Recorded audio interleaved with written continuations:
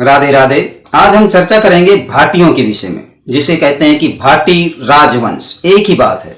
मूल रूप से भाटी राजवंश की जब चर्चा होती है तो इनके विषय में कहा जाता है, और नरक वंशावली और क्षत्रिय वंशावलियों में लिखा हुआ है कि भाटी ये क्षत्रिय कुलों में इनकी गिनती की जाती है। चंद्रवंश महाराज यदु के वंश में राजा ययाति होते हैं, और ययाति के 5 पुत्र होते हैं। इनमें तीसरे नंबर के पुत्र जिनका नाम भट्टी बोला जाता है, उन भट्टी से ही ये भाटी राजवंश की उत्पत्ति कही गई है।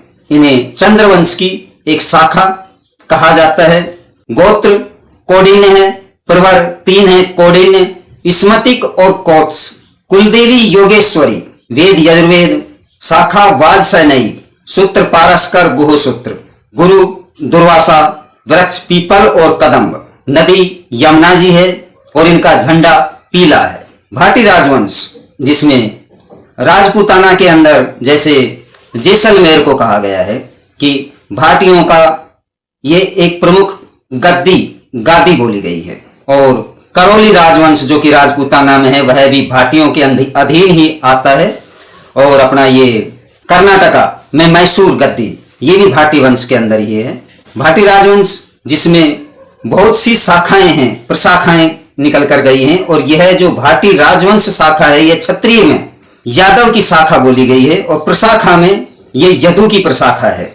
भाटी जो कि मूल रूप से एक गोत्र बना और भाटी राजवंश कहलाया, इस तब से भाटी गोत्र कहलाता है। ये बात एक ही है, कैसे भी कह लो, जिसको भाटी कहा जाता है। इसी में धर्म परिवर्तित करके बहुत से मुसलमान भी हुए हैं, वो अलग वीडियो हम बनाएंगे। और जब एकीकरण किया गया स्वाधीनता के बाद में, तो जो जैसलमेर भाटी वंश की जो गद्दी है उसमें जवाहर सिंह जी इसके महाराजा थे, और जो करौली राजगद्दी है उसमें गणेश पाल देव महाराजा थे उस टाइम पर। तो भाटी राजवंश की किसी भी प्रकार की जानकारी के लिए आप हमारे फोन नंबर पर कांटेक्ट कर सकते हैं, और यदि आपने अभी तक हमारे चैनल को सब्सक्राइब नहीं किया है तो सब्सक्राइब करें, लाइक करें, कमेंट करें और जुड़े रहें इसी प्रकार की जानकारियों के साथ में। नमस्कार दोस्तों।